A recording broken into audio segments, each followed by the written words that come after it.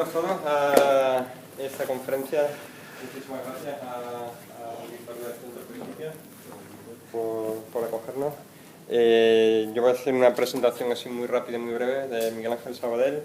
Muchos lo conocéis porque ya lo hemos invitado en varias ocasiones en encuentros con la ciencia. Nosotros organizamos pues, varios profesores de la Universidad de Málaga. Él empezó esta actividad en Zaragoza. Me invitaron en la primera edición, yo me lo traje aquí a Málaga y pues lo montamos junto con el ámbito cultural del Corte Inglés.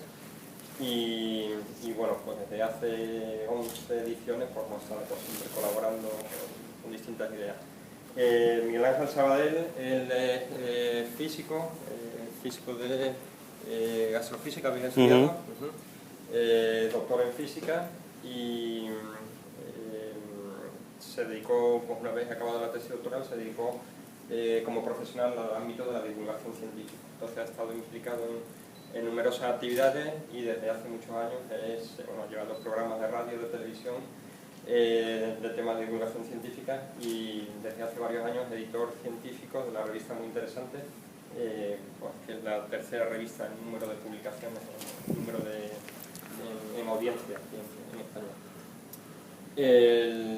No quiero extenderme mucho, nos va a hacer hoy una presentación un poco particular, una visión muy particular del Halloween que nos invade y que la hemos titulado pues, Ciencia en el Cementerio. Antes que nada, pues yo quería agradecer lógicamente a las entidades que han hecho posible que podamos traerlo y contar hoy con esta actividad, sobre todo financiada por la FECIT. Son proyectos competitivos a nivel nacional en el que competimos con museos, con cadenas de televisión, etcétera, y tenemos pues, la suerte que en las 8 ocasiones que lo hemos solicitado pues, nos lo han concedido y siempre con puntuaciones muy altas, del 90 de 100 puntos. Así pues que agradecerle a la FECIT y agradecerte a ti porque tu viaje relámpago a contarnos esa experiencia. Muy bien. Estamos preparados, creo que el público también está preparado para todo tipo ¿De verdad? Muchas gracias. Muy bien.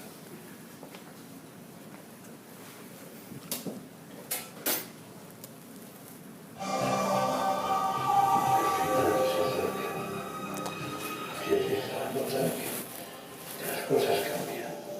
Me cuesta cada vez más mantenerme despierto. Estoy muy cansado. No tengo fuerza ni para mover un solo dedo. Mi hija insiste en que coja, pero no tengo apetito. Lo peor es soportar esta sed. Ella se empeña en que beba, pero por Dios, si no puedo ni tratar mi propia saliva. Acabo de despertar y miro con esfuerzo el reloj de la mesilla.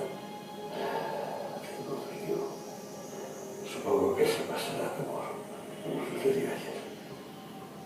Creo que sí. Estoy perdiendo la noción del tiempo. Me cuesta respirar. Cada bocanada canto como si estuviera húmeda. Parece que tengo los pulmones inflamados. Ahora siento calor. Me muero. Pero no importa. Quiero descansar y que todo se acabe.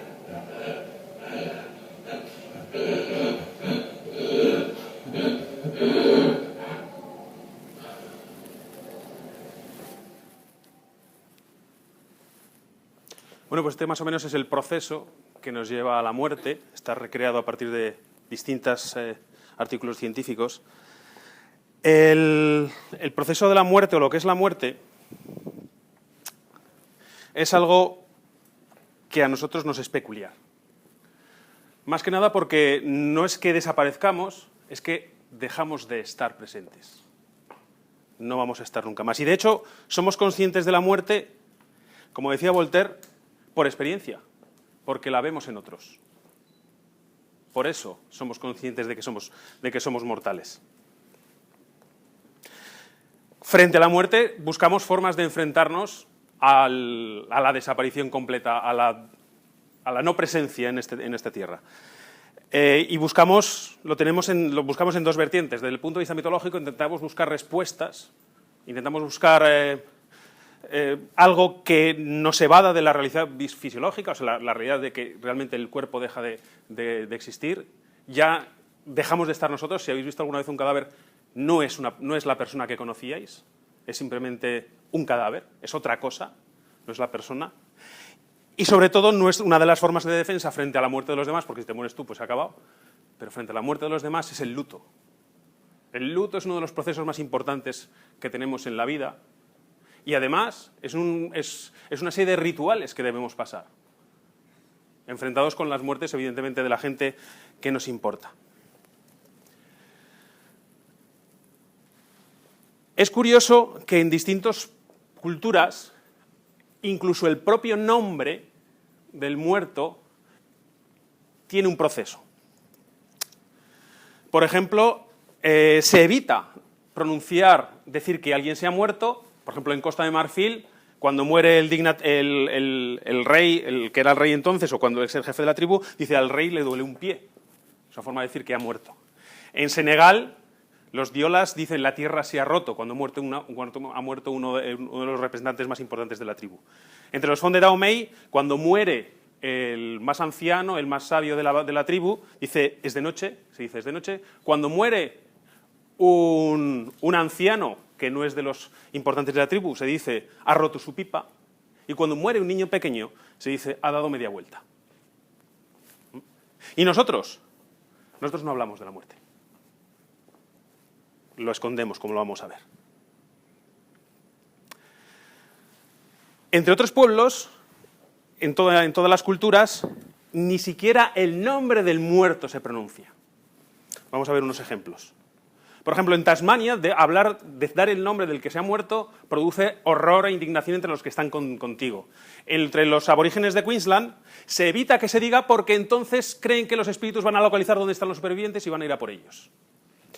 Entre los aborígenes que viven en el norte de Australia no dicen su nombre del muerto, sino hablan siempre como aquel. Porque si dicen su nombre, creen que va a volver y va a entrar en sus tiendas y se les va a asustar. En Nueva Guinea, pues el nombre se muere con la persona. No se vuelve a utilizar ese nombre cuando muere esa persona. O sea, la imaginación para poner nombres tiene que ser muy alta. Luego, en los Masái, en África, cuando muere un niño o muere una mujer, el nombre del niño o de la mujer también se entierra con él, de tal forma que no se vuelve a utilizar. En los Fataleka de la Salomón, una vez que uno ha muerto, recibe un seudónimo, un segundo bautismo, diríamos nosotros, se le vuelve a llamar de otra forma para que pueda convertirse en antepasado y que pueda convivir con ellos en el pueblo. Tened en cuenta que la creencia en el más allá es distinta en función de las culturas. Y en la mayoría de las culturas, pues en África y en Pacífico Sur, lo que haces es que tú no vas al cielo ni en nada por el estilo, sino que te conviertes en lo que llaman los antepasados, que son los que están velando por el bien de la tribu y por el bien del pueblo. Y los inuit hacen lo mismo. Tiene además una expresión, el muerto va con su nombre, va tras su nombre, o sea, muere una persona y muere su nombre. Esto nos da una idea del impacto que significa, independientemente de la cultura en la que te mueves, el proceso de la muerte y la desaparición de la existencia.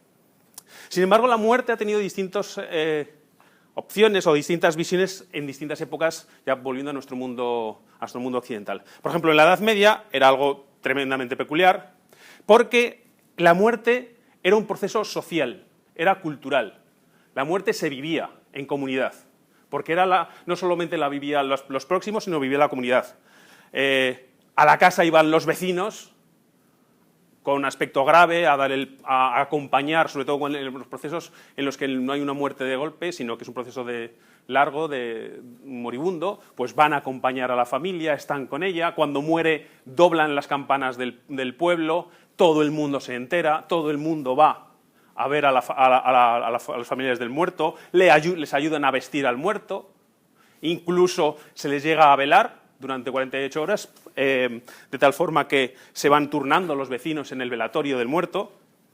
La comunidad entera va a la iglesia todos, y todos participan en la procesión que va desde la iglesia al cementerio. Esto aún hoy se mantiene en algunos pueblos, sobre todo de Castilla.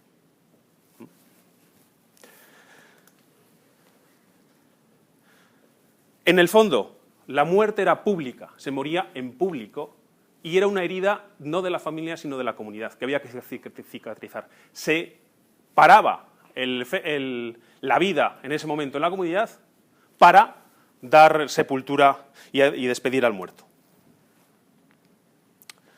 Es curioso que ya hacia el siglo XVI-XVII empieza a haber un temor que es a morir solo. De hecho, morimos solos, aunque estemos acompañados. Pero a morir solo, a que no haya nadie acompañándote. Hasta el punto que en el siglo XVII, pues el moribundo estaba rodeado de muchísima gente. Podía incluso haber del orden toda la casa llena de personas, llena de gente. Los médicos protestaban, los galenos, vamos a llamarlos galenos más que médicos, los galenos protestaban porque había demasiada gente al lado del moribundo. Y eso creían que no era bueno. Claro, esta muerte en público eran los que podían. Después sabéis la cantidad de pobreza y miseria que había en la Edad Media, en los tiempos medievales, y había gente que moría sola sin que nadie se enterase. O sea, se muere en público el que puede. Los pobres y los indigentes morían como podían. Fijaros qué diferencia de la muerte en los tiempos medievales del siglo XVI a la muerte hoy. La muerte ha perdido ya su guadaña y su reloj, la guadaña del medievo la ha perdido hoy, ya no la vemos así. De hecho, ya no es motivo de chistes macabros ni de juegos grotescos. Recordar toda la imaginería de la muerte en la Edad Media, en el siglo XVI-XVII, donde bailan con los, como habéis visto en esa representación, bailan con los vivos, se vive con la muerte. En los frontispicios de las catedrales veis motivos de muerte. No se esconde, no se oculta, porque está presente en la comunidad. Hoy, prácticamente, se puede decir que la muerte es un delito. Hablar de muerte, de eso no me digas, ¿no? Encima, como veremos ahora, lo que hacemos con ella. Porque hemos cambiado toda esta filosofía y hemos ido a un modelo que se llama el modelo de la muerte escondida. Escondemos la muerte, no queremos hablar de ella, nos parece un escándalo, realmente. Negamos. O sea, no queremos hablar de ella, negamos su existencia. De hecho, al negar la muerte negamos nuestra propia existencia porque existimos, porque morimos. Y una forma de quitarte el sentimiento que significa el sentirte mortal, pues es esconder la muerte a todos. Es curioso porque la muerte la tenemos presente en la televisión, la vemos siempre en las noticias, la vemos en las películas, la vemos en la serie, pero nosotros, cuando muere alguien, lo encerramos detrás de una mampara en un tanatorio. Impedimos que incluso los niños vean la muerte, o vean a su familiar muerto. Hemos expulsado la muerte de nuestro entorno, la hemos sacado de nuestra sociedad. Salvo cuando muere un alto dignatario, cuando muere un presidente, muere un rey, un jefe de Estado. Entonces sí, se expone al muerto. Nosotros no lo hacemos. Y hay una sustitución fundamental. Antes se moría en casa, hoy se muere en el hospital. Hemos sustituido la casa por el hospital. Y no solamente eso. Hemos banalizado el concepto de la muerte de tal forma que hemos entregado a nuestros moribundos, se lo entregamos primero al hospital y después lo entregamos a las empresas tanatológicas, a los tanatorios, a las funerarias. Ya no pertenece a la familia. La muerte ya no es de la familia, es de una serie de organizaciones que están ahí funcionando. Evitamos, de esta forma, el tener contacto con nuestros muertos. Y además, la muerte se ha convertido en negocio. Como decía,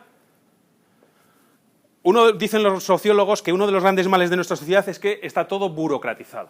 Está todo, como pongo aquí, protocolizado. Siempre hay que buscar un protocolo de actuación. Incluso hay un protocolo cuando alguien se muere. Y hay que hacer esto, vienen los de la funeraria, tienen una serie de cosas que tienen que hacer. Está todo estipulado de cómo las cosas tienen que hacer. Y la familia está aparte. No entra en el juego. No viste al muerto. Ya rara vez se vela al muerto. Y sobre todo hemos entregado lo que antes se hacía en sociedad, solo hemos entrado en una serie de organizaciones, que unas ganan dinero y otras no. Hay un libro muy famoso, de los años 60, pero que se volvió a publicar, se hizo una visión revisada en el 98, de esta mujer, de Jessica Mitford, que se llama The American Way of Death, la forma americana de morir, donde denunciaba lo que se había hecho con la muerte. Lo llamaba, a las funerarias le llamaba las grandes empresas de los cadáveres. Tienes tarifas escandalosas para pagar un montón de cosas. Por decir un caso reciente, un ataúd y un coche que te lleva desde la iglesia hasta el cementerio son 2.000 euros. Además, se inventan servicios. De hecho, en Estados Unidos hay hasta del orden de 70 servicios funerarios diferentes, pues que hay que pintar, desde embalsamar al cadáver, de ponerlo bonito. Estamos enmascarando la muerte de la persona. Hay toda una línea de ropa para cadáveres, desde los zapatos hasta los calzoncillos y las bragas, para cadáveres. Y lo que hizo esta mujer fue denunciar esto, que la gran empresa de funeraria norteamericana pues la atacó muy fuerte. Como ella era de ideología de izquierdas, la tacharon de comunista y por tanto de antipatriota, por no desenmascarar, pero poner en consonancia lo que se está haciendo con la muerte en nuestra sociedad. Aquí también lo estamos haciendo. Aquí también lo estamos haciendo. ¿Qué ocurre? Que nos hemos olvidado de los muertos. Nos hemos olvidado del moribundo. Una médico psiquiatra muy famosa de los años 60, Elizabeth Kubler-Ross, fue la primera persona, entonces era enfermera, fue la primera persona que llamó la atención sobre lo que es un moribundo en este libro, que realmente sí que es recomendable leerlo, sobre la muerte y los moribundos. Y dice una serie de cosas muy llamativas, que normalmente no somos conscientes de ello, pero a mí me gustaría resaltarlas. En el fondo, lo que nos viene a decir es que el muerto se convierte en un objeto. Es como en las empresas, ha habido un proceso curioso en las empresas, estaba el departamento de personal, ahora es el departamento de recursos humanos. Hemos dejado de ser personas para ser un recurso. Lo mismo ha sucedido aquí. El muerto no importa, es un objeto al que sus intereses, lo que siente o lo que deja de sentir, al médico y a las enfermeras le importa poco. Están más pendientes de su tensión arterial, el pulso, si respira, si los pulmones están encharcados. Es un objeto al que hay que cuidar. Se ha deshumanizado al moribundo. Como dice Kubler-Ross, hemos hecho que el moribundo deje de ser una persona para ser algo que hay que curar o hay que mantener vivo. Esto lo escribió en los años 60 y desde entonces sí que ha habido un proceso de es que se está muriendo una persona. Y se está cambiando. Pero fijaros que sí que en el fondo seguimos pensando, sigue funcionando el mundo hospitalario, el mundo de los últimos momentos. Si mueres en un hospital es absolutamente frío, lo cogen, te lo quitan, te cambian la cama, no hay humanidad en la muerte en un hospital. Claro, como nos asusta morir, nos preguntamos, bueno, ¿y qué hay después? Y entonces aparece lo que se conoce como las experiencias cercanas a la muerte. Esas personas que han muerto, pero han vuelto. Bueno, no han muerto.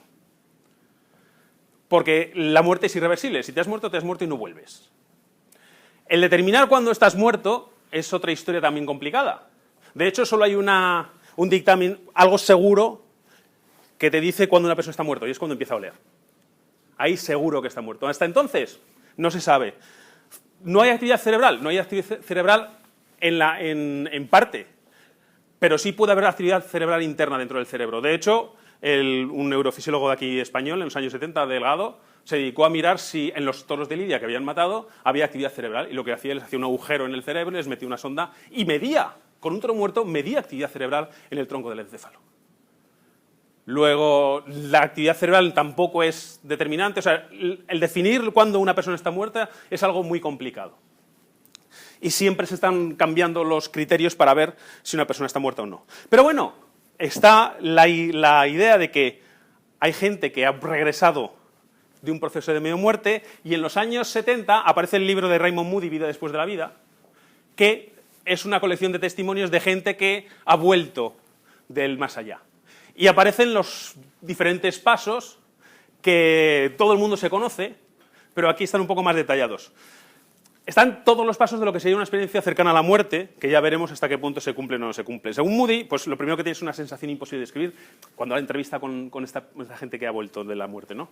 Después escuchas el anuncio de tu propia muerte, o sea, escuchas que dice, ha muerto, un sentimiento de paz y de quietud, después se escucha una especie de ruido, después una sensación de salida del cuerpo, entrada en el túnel, el famoso túnel al final, donde te encuentras con alguien, con personas, generalmente suelen ser familiares fallecidos, aparece también al final después un ser luminoso, aparece la revisión de vida, después llegas a lo que llama Moody la frontera, de aquí para allá estás en el otro mundo, de aquí para acá todavía no, y entonces vuelves. Y normalmente dice Moody que las experiencias cercanas a la muerte son experiencias que cambian a las personas y para bien.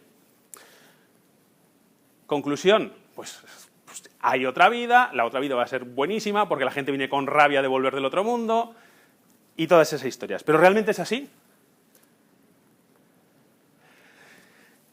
Las experiencias cercanas a la muerte, o sea, la gente que se ha dado clínicamente muerta y ha vuelto a la vida, no tienen todas este tipo de experiencias. De hecho, solamente entre un 17 y un 23% tienen alguno de los pasos que dice Moody. Normalmente el más común suele ser el túnel, pero no tiene por qué ser. Algunos de los pasos están. Y solamente un 10% tiene una experiencia cercana a la muerte completa. El 10% de todas las personas que regresan, o sea, que vuelven a la vida después de haberse dado clínicamente muertas. O sea, no lo pasa todo el mundo. De hecho, lo pasa muy poca gente. 1 de cada 10 personas que ha estado en esa situación. Las experiencias que dice Moody no son universales. Sí está la experiencia de que te den por muerto y vuelvas, eso sí, pero las sensaciones, las vivencias, no son universales. De hecho, por ejemplo, en la India te encuentras con un tío con un libro, que mira en el libro y dice, lo siento, pero tú aquí no vienes. No estás en el libro, vuelve para atrás. En la India es así. En Tailandia te encuentras con el dios Yama, que es el dios de los infiernos, que te da un paseo por el infierno y vuelves acojonado. No vienes con sensación de paz y quietud y cosas así. Los mormones ven ciudades, y ven banqueros, y ven genealogistas, y ven vacas, y ven ese tipo de cosas.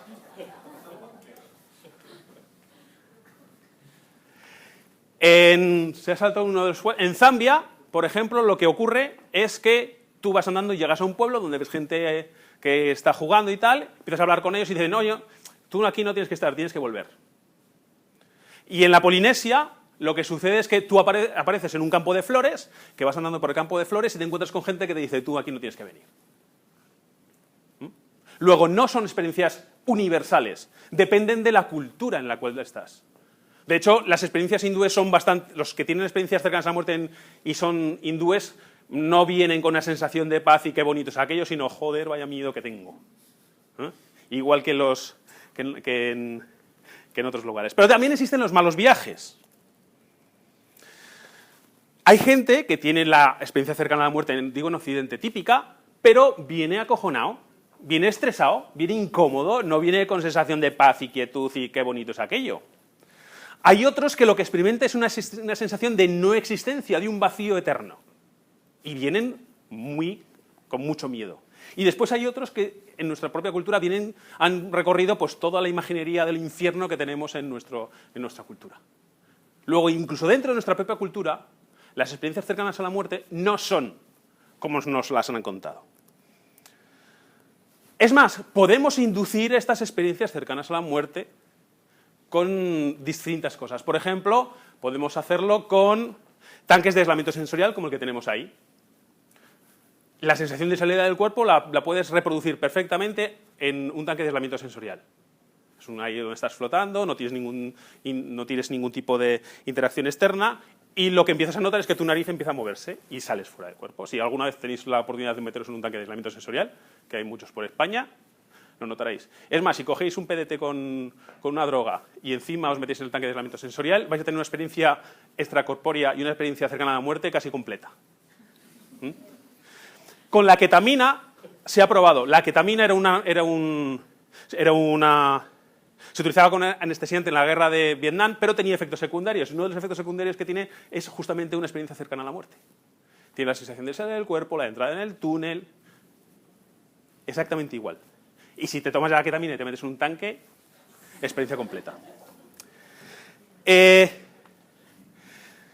algunos investigadores que han encontrado que las personas que tienen un problema a la hora de hacer una diferencia en lo que es la vigilia del sueño REM, que no están bien separados, delimitados en su forma, en su dormir, suelen ser más proclives a tener experiencias cercanas a la muerte que los que no. Y hay una zona del cerebro, la cíngula externa, que si la estimulas eléctricamente, tienes una salida del cuerpo, una entrada en el túnel, el ser luminoso. Luego, lo que nos estamos encontrando con las experiencias cercanas a la muerte es un proceso del cerebro moribundo, que no lo comprendemos muy bien, que no sabemos muy bien por qué se producen este tipo de cosas, pero sí ya tenemos las pistas suficientes como para decir que lo más probable es que sea eso, no es nos encontramos a la puerta de un más allá, sino que más bien es el proceso por el que pasa el cerebro cuando está muriendo. La prueba para mí más palpable es que culturalmente es distinta para todos lados. O sea, ningún budista ha visto la imaginería cristiana que ve un cristiano cuando tiene una experiencia cercana a la muerte. Luego, si en función de tu cultura depende la experiencia que vas a tener, es que es una experiencia subjetiva, no es una experiencia objetiva. Claro que en el 19, uno de los temores, y levanta aquí la mano, ¿cuántos tienen miedo a ser enterrados vivos?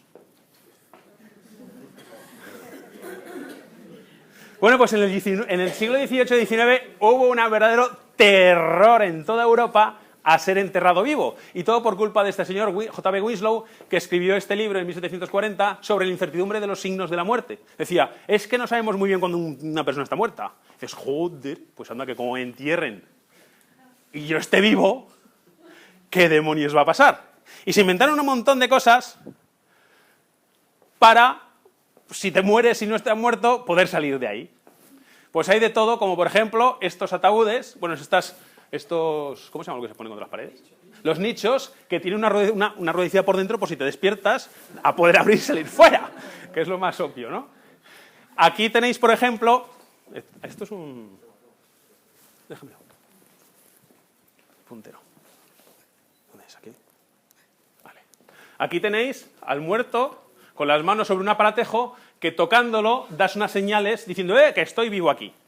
De hecho, hay historias muy fascinantes de gente que fue enterrada viva. Hay una de las más famosas, una tal señora Bunden, en el centro de Inglaterra, se publicó en uno de los periódicos de la época, que la mujer era una mujer bastante gordica y pidió al médico, le dolía un poco el estómago y le pidió al médico una medicina. El médico le dijo que un par de cucharaditas al día iba que chuta, ¿no? Y cogió y se bebió el frasco. Entonces cascó. Entonces cascó cuando su marido estaba fuera. Y la sirvienta, viendo que el marido está fuera, o la enterramos pronto porque esto va, con lo gorda que está, esto no hay quien lo mueva, y entonces tenemos que enterrarla deprisa. Y la enterraron al día siguiente. 2 días más tarde, unos niños hacen pellas y se van a jugar cerca de la iglesia. Sabéis que en Inglaterra los cementerios están pegados a las iglesias. Bueno, y antes en España también, incluso se enterraba dentro de las propias iglesias, en los pueblos. Bueno, pues jugaban y escucharon ruidos y una voz, sacadme de aquí. Los chicos acojonados fueron a decirle a hablar con el maestro, y el maestro, sí, encima me que habéis hecho pellas, me estáis tomando el pelo. Ni caso. Hasta que 2 o 3 días más tarde convencen al párroco, los chicos convencen al párroco de que había alguien que estaba gritando que le sacaran de allí. Pues dicen, esto tiene que ser la que acabamos de enterrar hace unos pocos días. La desentierran y cuando abren el ataúd ven que la mujer se ha rasgado totalmente ha intentado matarse, rasgándose las venas, ha rasgado todo el ataúd. Y dicen, joder, y la ven muerta. Pues hostia, estaba muerta. Bueno, pues cierran, la vuelven a enterrar y por si acaso dejan una pareja esa noche vigilando. Pero empieza a llover. Y entonces se meten dentro de la iglesia. Y oían gemidos, pero creían que eran los truenos.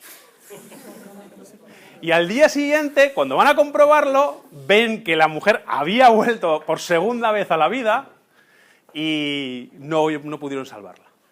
La tercera bala vencida y murió. Este reportaje se escribió en The Kensington Times, que era un periódico de la revista, es un periódico de la zona centro de Londres. Entonces, historias como estas, que después no se ha podido verificar, cuando se ha intentado verificar bastantes años después, estamos hablando de por lo menos un siglo más tarde, si hubo algo de realidad en esto, pues lo único que hay en el pueblo es que sí, aquí se cuenta la historia de que se enterró una señora viva y que su fantasma está dando vueltas por la zona. Pero nada más, no se ha podido corroborar ninguna de estas experiencias. Pero aún así, se informaba de que los médicos del siglo XIX, de finales del XVIII, principios del XIX, decían que se enterraban vivos del orden de una de cada 1000 personas. Claro, eso provocó todo este tipo de cosas, y en Alemania se construyeron pudrideros, en plan, así, plantón muy imperial, los edificios son muy bonitos, donde la gente se dejaba a los muertos ahí 48 horas, hasta que empezaban a oler. Por si acaso, en vez de hacer todas estas historietas con los ataúdes para salvarte, o aquí, por ejemplo, que tienes un tubito que va directamente a la boca y una campanilla para que puedas tocarlo, pues en vez de eso lo que dices, bueno, pues si se muere, en cuanto puede hacer oler lo podemos enterrar. Mientras tanto, los tenemos a todos colocados, apilados en habitaciones, y el que empieza a oler, este ya está muerto, vamos a sacarlo. Por si acaso alguno se despierta. Podéis imaginaros la salubridad que había en estos sitios, ¿no? Pero sí se han enterrado vivas a personas. Los japoneses, han sido durante la Segunda Guerra Mundial, han sido uno de los pueblos más bestias que han existido en la historia de la humanidad. Todo el mundo habla de los nazis y los campos de exterminio nazi, pero pocamente se habla de la unidad 731, que fue verdaderamente horrible lo que hacía para enseñar, por ejemplo, a los soldados. Ten en cuenta que los soldados en la Segunda Guerra Mundial tenían 18 años, 17 años. Esa es la edad media de un soldado durante la Segunda Guerra Mundial. Pues para enseñarles un poco llamaríamos así, de sexualidad y de cómo funciona la biología de las mujeres, pues lo que hacían era cogían a las prisioneras civiles chinas, las abrían en canal en vivo para enseñarles pues, dónde estaban los ovarios a los soldados. Hacían los ensayos, por ejemplo, para ver qué ocurría con la congelación, pues cogían a un civil chino, le congelaban el brazo, y cuando sabían que estaba congelado, le pegaban con un palo, y cuando sonaba hueco, ya estaba congelado el brazo. Hicieron pruebas biológicas con ellos, los colocaban a varios miles en una explanada y lanzaban allí todas sus armas químicas y biológicas que iban desarrollando. Hacían disecciones en vivo, para que no interfiriera la muerte con la distribución de los órganos o cómo fluye el agua en la sangre. Lo que hacían a los prisioneros, les diseccionaban en vivo y aprendían a cortar piernas en vivo, porque esos después servirían en el campo de batalla para cortar las piernas de los soldados que eran heridos. Esto lo hizo toda la unidad 731. Ninguno de sus dirigentes fue llevado a juicio. Lo que hizo Estados Unidos con el general MacArthur fue, os damos inmunidad y todos vuestros datos de investigación nos los dais. Y no fueron jamás, nunca juzgados por crímenes contra la humanidad. Pues una de las cosas que hacían era enterrar viva a la gente. A ver qué pasaba. De hecho, utilizaban a los prisioneros para medir lo afilado que tenían su espada, su katana. ¿Cómo? Pues cortándoles miembros de vivo.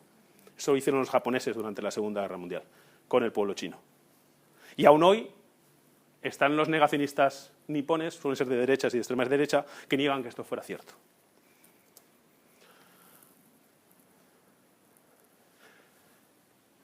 Pero, ¿y los no muertos? O la traducción en la palabra castellana no es una transliteración directa, pero vamos, se llama los revinientes.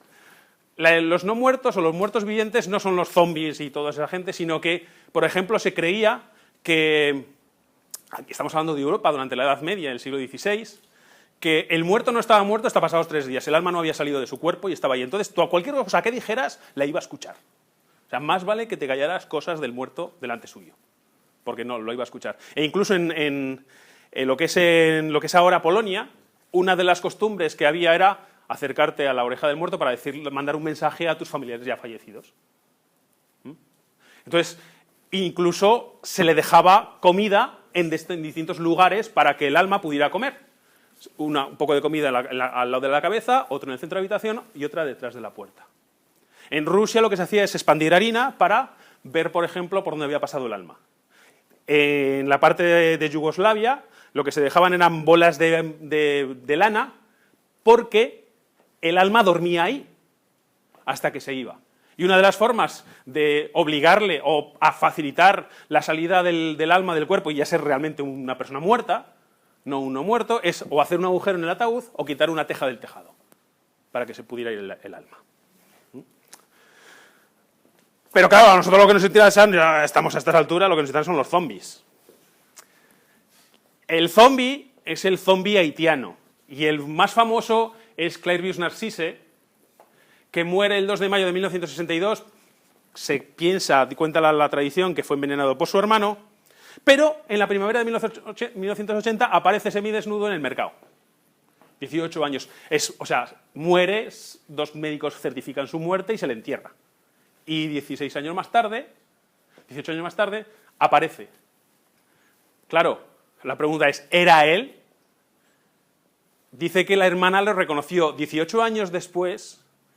Un personaje, esta es una de las fotografías que se tienen de él. Eres capaz de reconocerlo, no hablaba, o sea, tenía problemas de habla, estaba totalmente descentrado. Dice, claro, eso es lo que pasa cuando te deszombifican, ¿no? Pero esto es curioso porque la leyenda en Haití de los zombies lo hace un sacerdote, un bokor, que lo que te da es algo para hacerte una muerte falsa y después te resucita utilizando una solanácea, la Datura stramonium, que lo que provoca, en el fondo, es un... Si tú te la tomas, te tomas un polvo de esto, lo que te provoca es un subidón. Pero es un alcaloide y, por tanto, pero tiene como efectos secundarios pérdida de memoria y alucinaciones. Entonces, ¿para qué hacían zombies? Para trabajar como esclavos en las plantaciones o para matar a alguien y después machacarlo un poquito. Y lo que se cuenta es que el Narcisse pues, estuvo trabajando en una plantación hasta que muere su dueño, y entonces en ese momento, como el dueño ya no controla a los zombies que están ahí en la plantación, pues cada uno se va a vivir su vida y aparece por donde era su pueblo. Sin embargo, estas explicaciones no son muy correctas. Primero, los zombies haitianos, lo que cuenta la tradición es que pueden correr más rápido que los animales, vuelan, tienen una fuerza increíble, no es lo que se vio con Narcisse. Matar en Haití con esto es muy caro, y con lo bestias que son en Haití, y eso hay que escuchar a Papadoc, pues es más fácil matarlo con un machete que gastarse el dinero en contratar a un sacerdote para matar a esa persona. No me cuesta nada, le cojo el machete, lo mato y ya está. Para usarlo como esclavo, hombre, teniendo en cuenta que hoy en día lo que se paga por un trabajo completo, de la jornada completa, la jornada completa son 14 horas, es $1 por día, te sale más barato contratar a alguien que tener que pagar a gente para que tengas mano de obra barata con los zombies, o los supuestos zombies. Luego, sin embargo, el proceso de zombificación llamó la atención de un etnobotánico llamado White Davis, que escribió en el año 85 La serpiente del arco iris, que después se hizo película, creo que la hizo Wes Craven, y después de estar dando vueltas por Haití y presenciar unas bastantes rituales de vudú, se hizo con varias muestras del supuesto polvo que sirve para zombificar. Y entre los compuestos existe una toxina que es la tetradotoxina, que se encuentra en un pez que se llama el pez globo o el fugu. Es muy potente, de hecho, si te tomas menos de 1 miligramo, palmas, y lo que te provoca actúa sobre el sistema nervioso.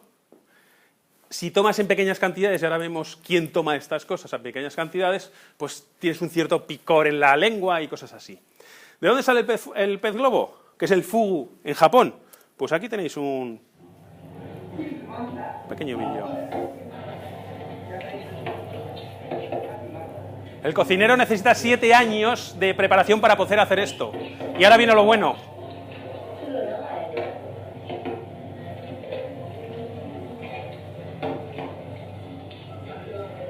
El pez está vivo.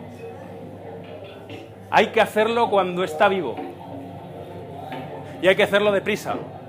El 30% de todos los cocineros que quieren ser expertos en limpiar un pez globo, solo aprueba el 30% del examen, después de 7 años de preparación.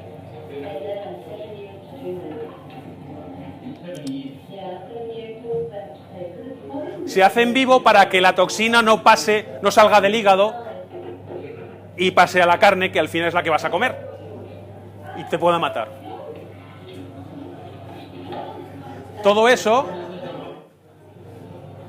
se tira y se trata como un producto químico muy peligroso. Bolsas especiales, en contenedores especiales, etc.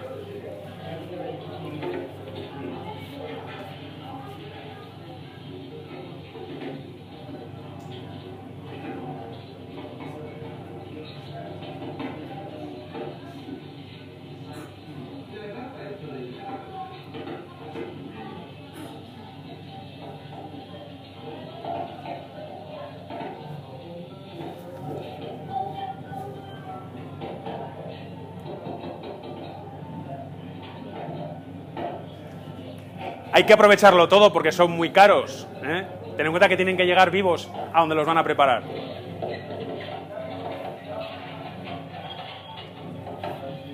Bueno, creo que en esto nos vale. Realmente es así. La famosa muestra D, donde estaba la tetradotoxina y otros serie de componentes, fue después reanalizada. Y lo que se encontró, sí, había tetradotoxina, pero en cantidades muy pequeñas como para poder llegar a provocar una muerte aparente, que no se sabe muy bien. Muchos acusaron a Blythe Davis de haber exagerado la historia. Entonces, si habéis leído el libro, en España se tituló El enigma zombie, lo publicó Martínez Roca, podía haber cambiado el título por yo, porque yo hice esto, fui allí, es una historieta donde él aparece muchas veces, y se cuenta cosas muy bonitas de ellos, y le criticaron muchísimo cuando publicó el libro en Estados Unidos, porque después sus publicaciones científicas eran de un tono bastante más bajo. Después publicó otro libro en el cual atemperó el tono, ya dijo que bueno, esto más que nada es una tradición, es muy difícil zombificar, más que nada, además contaba Davis, porque la forma de hacer la mezcla de sustancias es a ojo. O sea, no utilizan ningún tipo de balanza, ningún tipo de medición para hacerlo. O sea, el tío a ojo más o menos, un poquito de aquí, un poquito de allá, y lo mezclo. Entonces, no puedes preparar así un compuesto tan especial o inicialmente tan especial como para poder hacerlo. Es más una creencia dentro de lo que es la tradición del vudú en Haití, más que un hecho. No hay ninguna evidencia directa de personas que han sido zombificadas.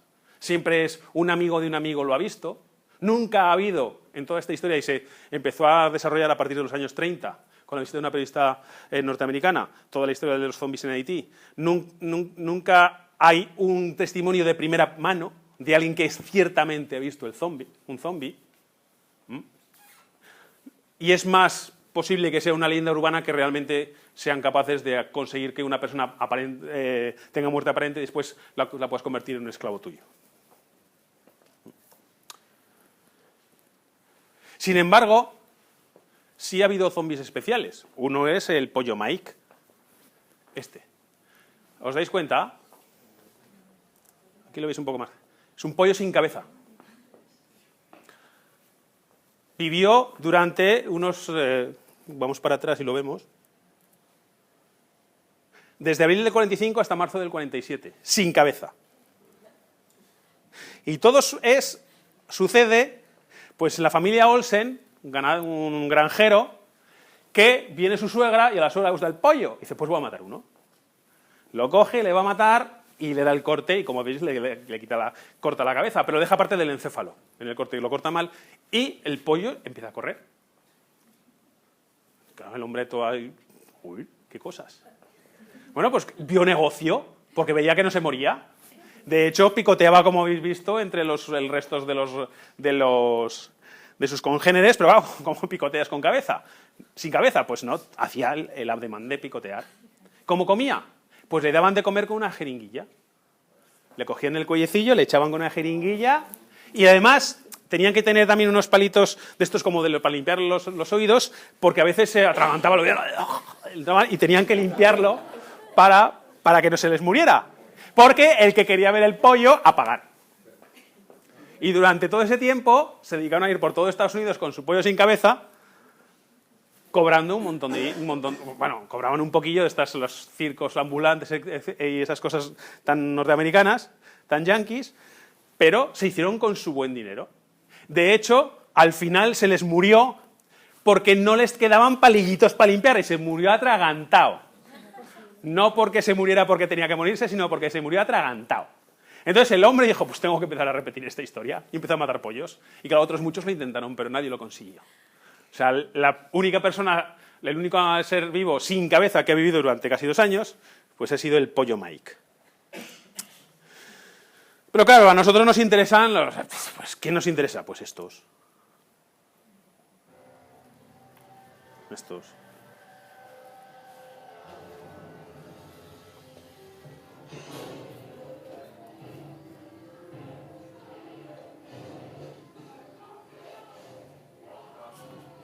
Nuestros zombies. ¿Cuáles son las características básicas de un zombie de Hollywood? Bueno, pues nos lo cuentan perfectamente en, para mí, una de las mejores películas sobre zombies que han existido, que es Zombies Party.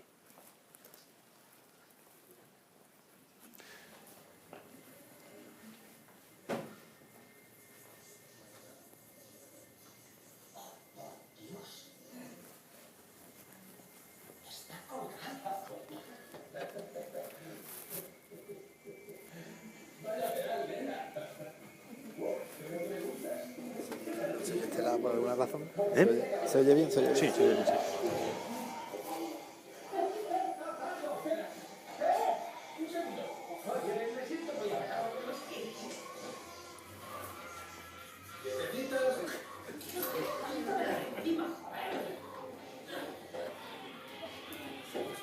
Sí, solo un canal, seguramente. No pasa nada, sí. Oye, en serio, Nate, te lo advierto, ¿vale? Vas a obligarme a ampliar la puerta.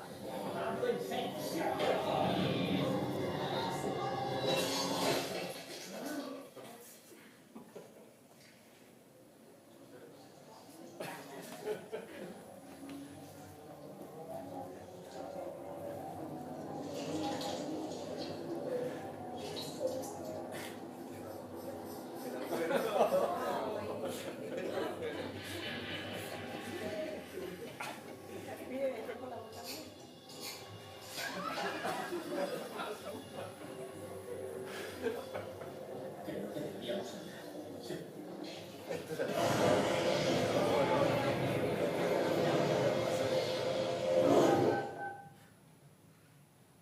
¿Qué ocurre? Mierda, comunica. Pide una ambulancia. Comunica, ¿eh? ¿Y los bomberos? Es el mismo número y comunica. ¿Y para qué quieres a los bomberos? Vamos. Cualquier cosa con sirena me vale. Sí,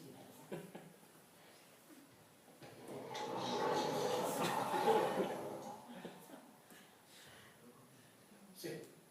¿Qué podemos hacer? pues, séntanos. Miles de personas intentan huir de las ciudades. La M1, la M3, la M4, la M6 y la M6. ¿Crees que será por esto? Totalmente desfasada. Deberíamos salir. No, quedémonos. Vamos, les podemos. Han dicho que no salgamos. Que les follen. Oye, mientras ellos estén fuera, estamos a salvo. Ser desarrancada la cabeza o destruido el cerebro. Repito, hay que arrancarles la cabeza y destruirles el cerebro.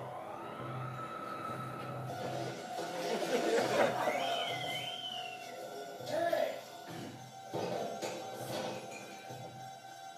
A la cabeza. Ya.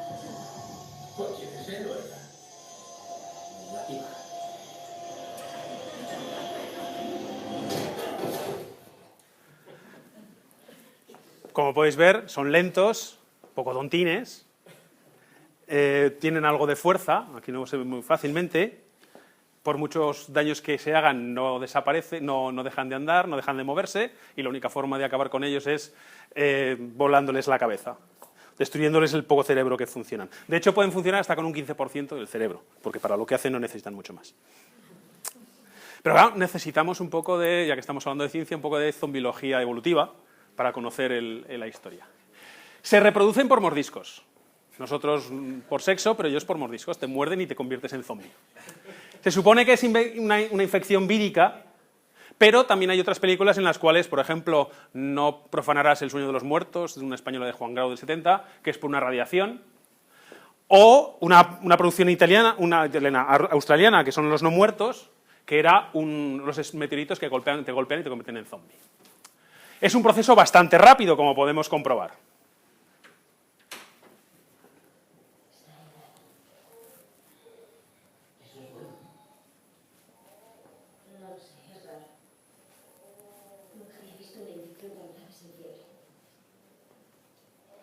El brazo de ese hombre tiene mal aspecto. Creo que deberías echarle un vistazo.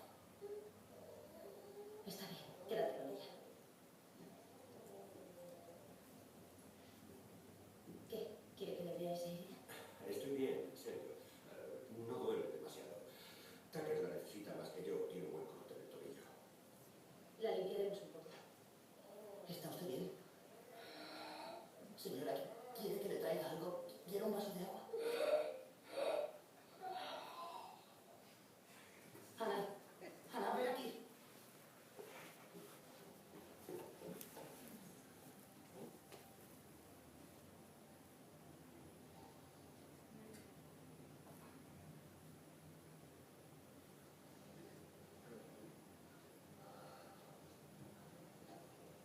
Lo bueno de estas películas es a ver cuándo se levanta, ¿no? ¿Alguien sabe su nombre? Ha muerto sin nombre. Dios. ¿Quieren trasladarse a la otra habitación?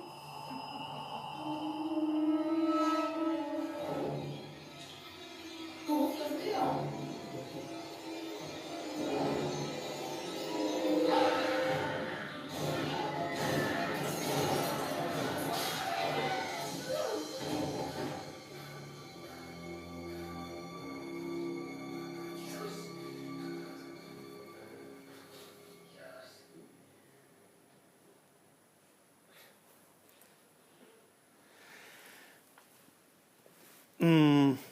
Como podéis ver, hay una variante dentro de los zombies que son los que corren. Son los rápidos. El virus ataca el sistema nervioso central. De hecho, el proceso, como bien sabéis, se parece mucho a un proceso vírico. Se parece mucho, tienes los primeros síntomas son como si tuvieras gripe, como en los zombies de Hollywood empiezan así con gripe, después te vas poniendo cada vez más malo. Es muy probable que lo primero que fallen sean el hígado y los riñones, el hígado más que nada por ese color cianótico que tienen los zombies, y como nos vemos hacer pis, eso quiere decir que los riñones también fallan. Que lata el corazón o no lata es un problema, porque necesitas mantener el sistema en funcionamiento, pero inicialmente el corazón no puede latir. ¿Qué ocurre? Algunos expertos en zombies dicen que la forma de irrigar el cuerpo para que se mantenga un poco en movimiento es como ocurre en nuestra córnea, en nuestros ojos, que se difunden los alimentos a través del humor vítreo, el humor acuoso, no hay venas dentro del ojo. Entonces puede ser igual. Pero el problema de esto es que funciona la gravedad. Entonces irías dejando un charco de fluidos a tu paso. Funciona, como hemos dicho, con el 15% del cerebro y sí que tienen recuerdos rutinarios. Ay, este no es. De su rutina inicial. Por memoria. Por instinto. Quizá venga de nosotros. Puedes tener recuerdos sin tener el córtex cerebral funcionando, solamente con la otra parte del poco cerebro que tienes funcionando. Y ahora un poco de ecología zombie. Claro, tenemos los que corren y los que no corren. ¿Cuáles son los más eficaces? Evidentemente los rápidos. ¿Qué ocurre? que como se van cargando a los humanos que tienen alrededor, cada vez se tienen que ir más lejos de casa, donde están, para ir a cazar. ¿Qué pasa? Que hay una presión evolutiva porque van descendiendo los humanos y van subiendo los zombies. Se tiene que resolver esto de alguna forma. De hecho, aquí tenéis una gráfica de tasa de crecimiento de los zombies respecto al tiempo transcurrido, y aquí tenéis la evolución de la tasa de zombies frente a la caída de seres humanos. ¿Qué ocurre? ¿Cómo resuelves? Pues al ir decreciendo la población de humanos, cada vez menos humanos, tiene que aumentar, tiene que haber una mutación para que aumente la velocidad de los zombies, o solo sobreviven aquellos zombies que corren más y van desapareciendo los otros. Ya veremos por qué mueren. Otra historia es que si quieren mantenerse, tienen que reducir su virulencia, tienen que dejar de matar tanto y de morder tanto, porque si no se les va a acabar la comida y entonces acabarán muriendo. Luego tienen que herir un número suficiente, o sea, hay dos cuentas. Por un lado es matar y por otro morder. Tienes que matar unos cuantos y tienes que morder también unos cuantos para mantener la población. Ya veremos que los zombies mueren. Pero no muchos, porque entonces habrá demasiados. Es el clásico problema de la ecología de los zorros y los conejos, que acaba siendo un proceso autorregulado. Una posible evolución del universo zombie es que tendríamos gente rápida pero muy ineficaces cazando y lentos que son eficaces cazando. Es una manera de mantener la población de humanos y zombies en funcionamiento. Los zombies mueren porque se están descomponiendo y se estima, según los zombiólogos, que duran un año. Su vida media es un año. Pero bueno, en realidad, lo que a nosotros nos interesa realmente es, después de que conocemos un poco la etiología y la ecología zombie, si podemos sobrevivir a un mundo de zombies. Pues no. Y la prueba está que, por mucho que nos lo digan,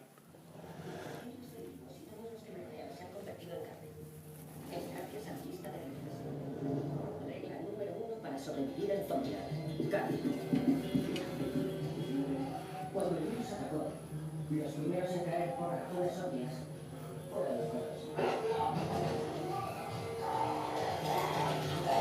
Ricardo de Chencho. A medida que la infección se extendía y aumentaba el caos, ya no bastaba con ser muy raro. Había que conseguir un arma que aprender a usar. Lo cual me lleva a mi segunda regla: mata y remata. En los momentos en que no estés seguro de que no muerto está muerto de todo, no recanes con las balas, porque no te disparo limpio a la cabeza. Esa vez voy a intentar convertirse en una Happy Meal. Había. Los zombies no tardaron mucho en empezar a espabilarse. Cuando eras más vulnerable, ellos podían haber... ¿Es que no puede cargar uno en paz?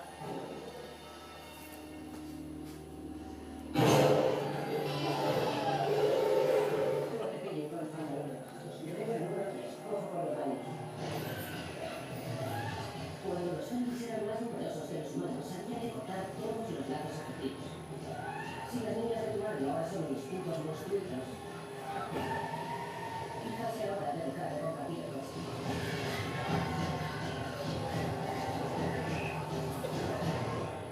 Hay que concentrarse en sobrevivir, lo cual me lleva a la regla número 4, muy básica.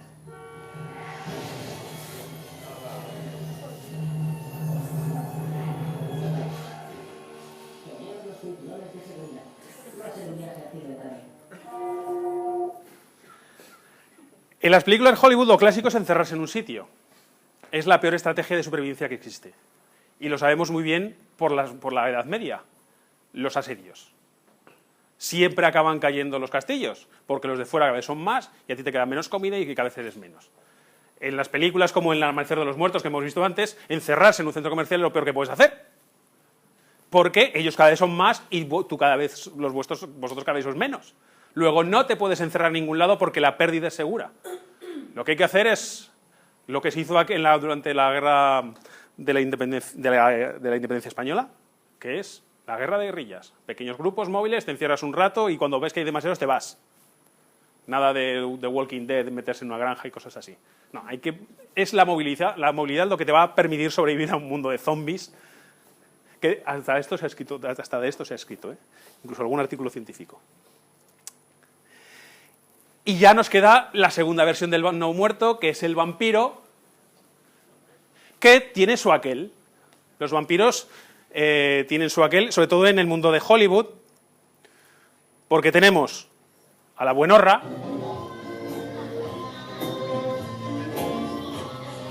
un poco oscuro,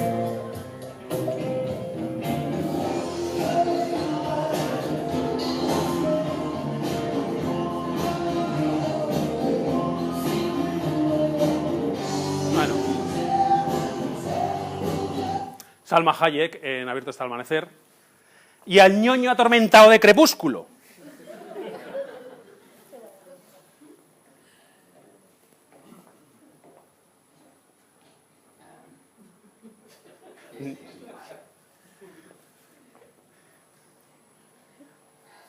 Vaya mierda vampiro. Y además lleva 500 años sobre la Tierra y se comporta como un adolescente de 17.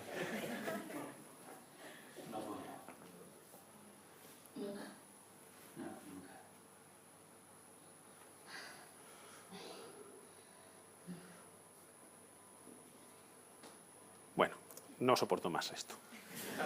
Sin embargo, los vampiros reales nada tienen que ver con estos guapetones atormentados y de las novelas, las películas, las series, no tiene nada que ver con el Drácula de Bram Stoker. El vampiro de la época, el folclórico, es un tío regordete, así con cara rojiza, claro, porque bebe sangre, inflamada, largas uñas y el pelo largo, por el mito este de que cuando eres un cadáver te crecen las uñas y te crece el pelo, cuando en realidad no ocurre así, y además huele mal, que es una de las cosas también muy interesantes con respecto a los zombies que se me olvidó decir.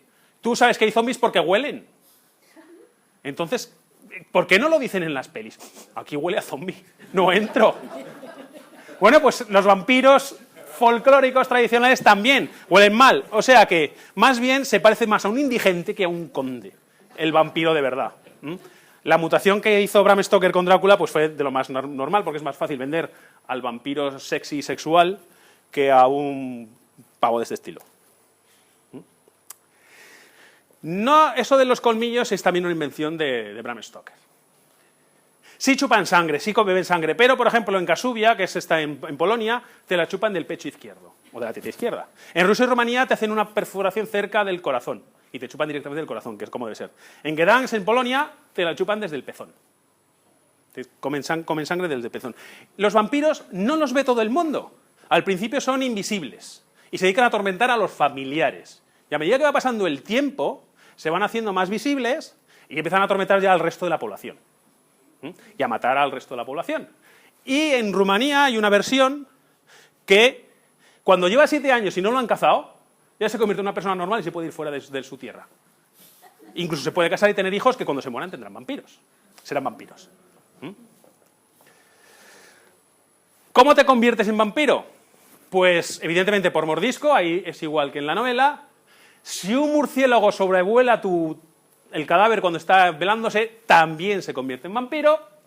La primera muerte de una epidemia también se convierte en vampiro. Y después están los predestinados, porque los vampiros nacen y se hacen. Los que nacen, pues si naces con una tetilla extra, vampiro que te crió. Si te aparece una cola vestigial, vampiro que te crió. Si nace el niño con un poco de placenta en la cabeza, vampiro también. Con el labio inferior partido, también. Y los niños que nacen con dientes van a ser vampiros. Y se hacen los primeros los alcohólicos. Un alcohólico cuando muere se convierte en vampiro. Los suicidas también, los ladrones y saltadores, los estafadores y las prostitutas. Toda esta plebe, esta gente, se convierte cuando mueran en vampiro. ¿Y cómo saben que hay vampiros en el pueblo? De hecho, en el 2011, en diciembre de 2011, en un pueblo de Rumanía, dijeron que había vuelto el vampiro clásico rumano, que es Sava Savanovic, que había vuelto a atacar el pueblo. ¿Cómo saben que hay un vampiro ahí? Porque no lo ves. Lo ves por sus actos, no lo ves ahí en el momento de, ala, que te estoy chupando el pezón. Ahora me acuerdo yo de aquí no hay quien viva y ya está. ¿Cómo lo saben? Porque muere mucha gente en un corto espacio de tiempo. Han muerto 5 personas de pueblo en una semana, aquí hay un vampiro. Claro, esas muertas se van a convertir en vampiros. En 1726, los austríacos han conquistado parte de la Europa oriental, han entrado en Rumanía y toda esta zona, y descubren que en casi todos los pueblos en los que están, a los que entran, se han dedicado a matar vampiros. La forma de matar vampiros hay muchas formas, pero vamos, las clásicas es una estaca, no tiene por qué ser de madera, se la clavas o en la cabeza, o en el pecho, o en el corazón, donde sea, la decapitación, quemarlo, clavarle un clavo muy largo en la cabeza. Hay muchas formas de matar vampiros, pero siempre en sábado. Tienen que dormir en su tierra, eso es como en Drácula, pero descansan los sábados. Entonces, los expertos matadores de vampiros lo hacen en sábado. ¿Y quiénes pueden matar además vampiros? Muy bien, los gemelos. 2 hermanos gemelos son los mejores cazadores de vampiros que hay. De ahí Hansel y Gretel, cazadores de vampiros, no eran gemelos, pero bueno. Bueno, pues los austríacos lo que se encuentran es que están desenterrando cadáveres y cortándoles la cabeza. Otra forma de saber, si sabes que una persona se va a convertir en vampiro, lo que haces es enterrarlo boca abajo, de tal forma que cuando empiezas a cavar se va para el centro de la tierra. O lo que hacen es, te ponen el ataúd, pero te ponen estacas pegadas en la tapa del ataúd para cuando tires para arriba, ahí te quedas. Bueno, pues lo que descubren los austríacos, estaba diciendo, es que ahí se están dedicando a desenterrar cadáveres, a cortarles la cabeza y a quemarlos. Entonces se crea una comisión de médicos para ver qué pasa, qué demonios está pasando en esa zona, que acaba de pasar a formar parte del Imperio Austrohúngaro. Los médicos empiezan a hablar con la gente y les cuentan que es que hay vampiros en su zona. Lo que hace esta comisión, escribe un informe, que es la primera vez donde aparece la palabra vampiro escrita, que es visum and repertum, o sea, visto e informado, observado e informado, que cuentan todos los testimonios de la gente de los distintos pueblos en los que han estado investigando, han estado preguntando sobre la historia de los vampiros. Consiguen asistir a una de las acciones para acabar con el vampiro y el informe médico sorprendentemente dice que es posible que sea, porque al desenterrar a la persona, dice el informe, estaba gustosilla, tenía carne, parecía que tenía sangre en la boca, que no es el aspecto de un muerto normal. Entonces aconsejan que a lo mejor hay algo de cierto en ello.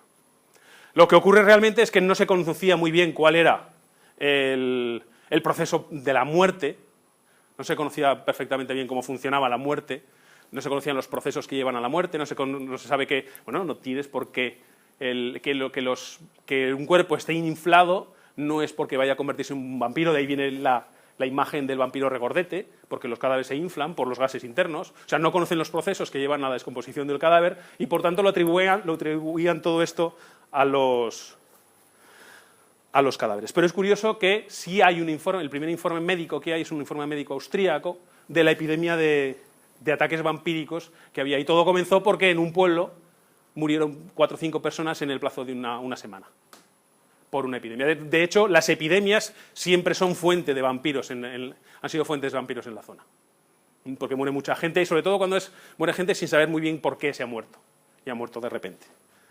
Nuestra necesidad de buscar causas a las cosas pues nos lleva a eso. Pero en el fondo, querámoslo o no, a nadie le gustaría vivir su vida como un zombi, y tampoco creo que como un vampiro, y tenemos que morir. La pregunta que tenemos que resolvernos siempre es si queremos la respuesta correcta o queremos que nos consuelen. Hay un texto que yo creo que dice bastante bien, nos explica bastante bien lo que puede significar, lo que significa realmente la muerte. Realmente morimos porque vivimos. No somos especiales, no somos distintos de la margarita cuando se muere, del cordero cuando muere, no somos diferentes. Hay un texto que dice así: porque el hombre y la bestia tienen la misma suerte, muere el uno como la otra. En nada aventaja al hombre a la bestia, pues todo es vanidad. Todos caminan hacia una misma meta, han salido del polvo y vuelven al polvo. Este texto tan escéptico es del Eclesiastés.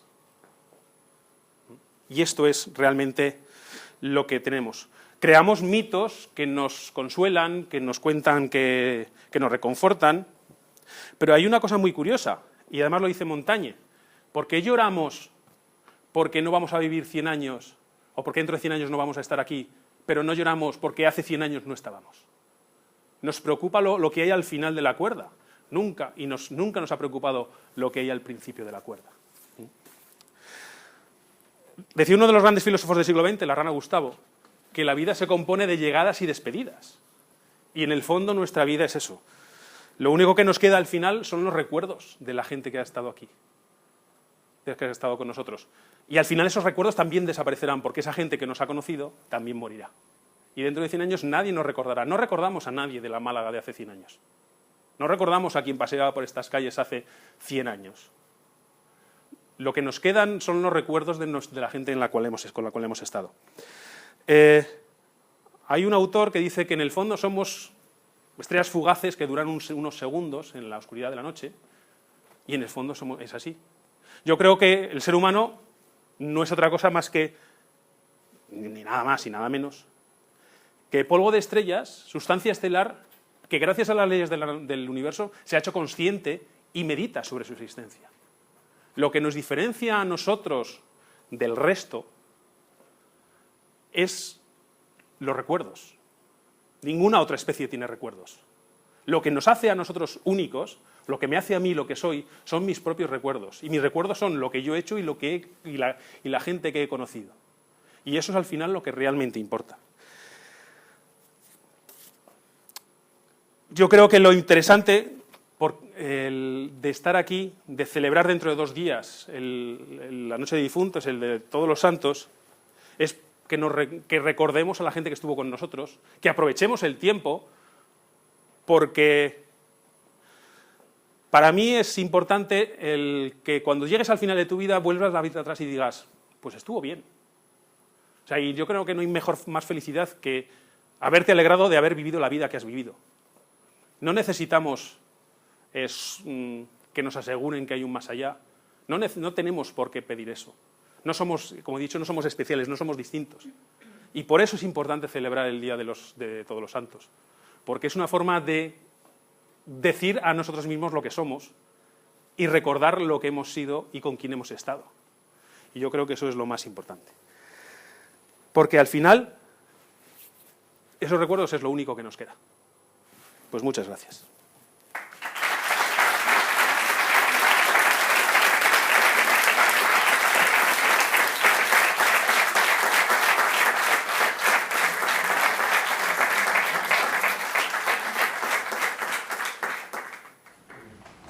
Muchísimas gracias a todos por atender esta fantástica charla en estas fechas tan peculiares y con este recuerdo final que te agradecemos todavía más que hayas estado con nosotros.